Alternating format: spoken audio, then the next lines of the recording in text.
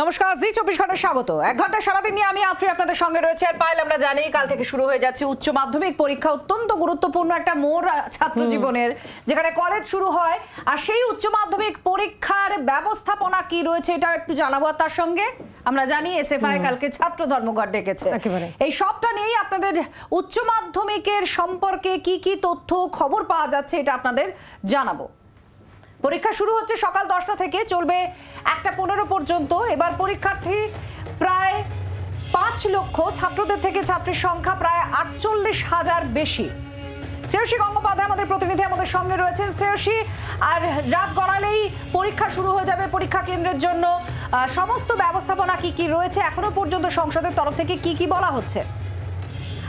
দেখো, এবছর কিন্তু বিশেষভাবে নজরদারি করা হচ্ছে সংসদের পক্ষ থেকে। তার কারণ এক্ষেত্রে কোনোভাবেই যাতে পরীক্ষা শুরুর আগে কোনো রকম কোনো বিভ্রান্তি, প্রশ্নপত্র ঘিরে কোনো বিভ্রান্তি না ছাড়া, তাই জন্য কিন্তু প্রত্যেকটা পরীক্ষা কেন্দ্রে যে মেইন যে জায়গাটা, ঢোকার যে জায়গা, সেখানে সিসিটিভি লাগানো বাধ্যতামূলক। এছাড়া যেখানে হেডমাস্টারের যেখানে রুম, যেখানে কোশ্চেন পেপার গুলো আসবে, মানে কোশ্চেন পেপার খামগুলো আসবে, সেই জায়গায় সমস্ত জায়গায় কিন্তু সিসিটিভি লাগানো কিন্তু বাধ্যতামূলক। এখন এক্ষেত্রে শুধু তাই নয়, প্রত্যেকটা পরীক্ষা কেন্দ্রে কিন্তু কার্যত এক্ষেত্রে বসানো হচ্ছে, প্রত্যেকটা যে পরীক্ষা কেন্দ্র, সেই পরীক্ষা কেন্দ্রে মেটাল ডিটেক্টর থাকবে। অর্থাৎ এক্ষেত্রে কেউ কোনো ইলেকট্রনিক গেজেট নিয়ে কেউ ভেতরে ঢুকছে কিনা সেই বিষয়টা কিন্তু কার্যত সেটার দিকে যাতে নজরদারি থাকে, সেই জন্য মেটাল ডিটেক্টর থাকবে। প্রতি পরীক্ষা কেন্দ্রে প্রতি 20 জন ছাত্র বা ছাত্রী পিছু, অর্থাৎ পরীক্ষার্থী পিছু কিন্তু একজন ইনভিজিলেটর থাকবে। এবং সেক্ষেত্রে মিনিমাম কিন্তু প্রত্যেকটা পরীক্ষার হলে 2 জন করে মিনিমাম ইনভিজিলেটর বা পরিদর্শককে থাকতেই হবে। এছাড়া মোবাইল ফোন নিয়ে যে নিষেধাজ্ঞা থাকে, এছাড়া সংসদের পক্ষ থেকে বিশেষভাবে অনুরোধ করা হয়েছে যাতে কোনো সিভিক ভলেন্টিয়ার তারা যেন পরীক্ষা কেন্দ্রের মধ্যে না থাকেন। এর পাশাপাশি কিন্তু আরেকটা বিষয় বিশেষ উল্লেখযোগ্য, পরীক্ষার যে কোশ্চেন পেপারের যে খামগুলো, সেই খামগুলো কিন্তু একমাত্র পরীক্ষার হলে এসেই খোলা হবে। তার আগে কোথাও বাছাই বা গোনাগুনতির জন্য অন্য কোনো জায়গায় কোশ্চেন পেপারের যে খামগুলো, সেই খামগুলো খোলা হবে না। অর্থাৎ পরীক্ষার হলে পরীক্ষার্থীদের সামনেই কোশ্চেন পেপারের খাম খোলা হবে।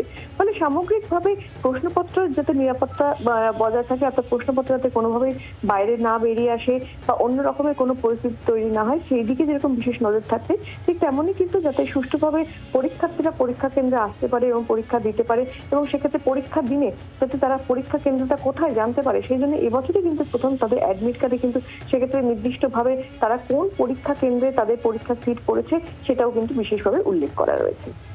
ধন্যবাদ শ্রেয়সী।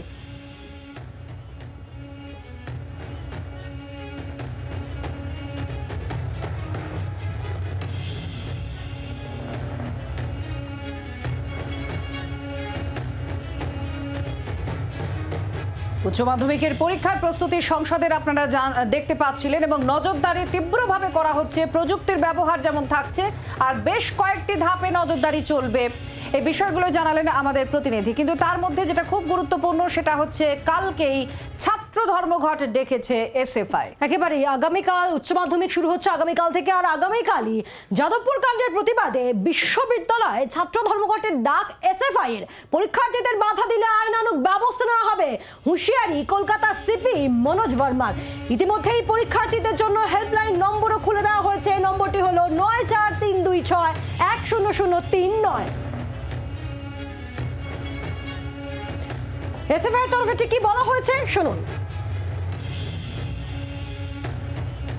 ব্রাত্য বসুর গ্রেফতারির দাবিতে আগামীকাল রাজ্যের সমস্ত বিশ্ববিদ্যালয়, আই রিপিট, রাজ্যের সমস্ত বিশ্ববিদ্যালয়ে ধর্মঘট পালন করবে এই রাজ্যের ছাত্রছাত্রীরা।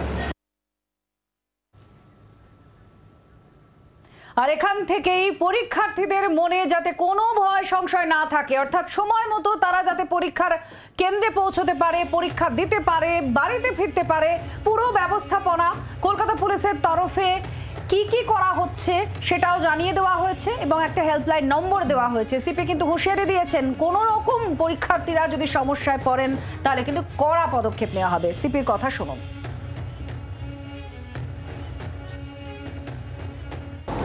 পলিটিক্যাল প্রোগ্রাম যেটা আছে ওটার জন্য আমাদের ক্লিয়ারলি বলা থাকছে দ্যাট কোনো রকম স্টুডেন্টদের কোনো রকম কোনো অসুবিধা না হয়, যেহেতু এটা ওদের জীবনের খুব ইম্পর্টেন্ট এক্সাম আছে, সেটা সবাইকে এনশিওর করতে হবে। অ্যান্ড পুলিশের এটা দায়িত্ব আছে কোনো রকম কোনো অবস্ট্রাকশন, কোনো রকম কোনো রোড ব্লকেড বা অন্যভাবে যাতে স্টুডেন্টদের কোনো অসুবিধা হয় সেরকম যদি কোনো প্রোগ্রাম হয় নিশ্চয়ই lawful action will be taken.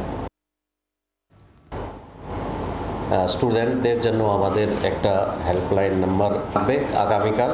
আমি মোবাইল নাম্বার আমাদের বিভিন্ন সোশ্যাল মিডিয়া আমরা দিয়ে দিচ্ছি 9432610039। কোনো স্টুডেন্টের কোনো রকম কোনো অসুবিধা যদি হয় স্পেশাল যে হেল্পলাইন নাম্বার আছে ওখানেও ওরা কন্ট্যাক্ট করতে পারেন পুলিশের সঙ্গে। বাংলার আওয়াজ, বাঙালির আবেগ, জি 24 ঘন্টা।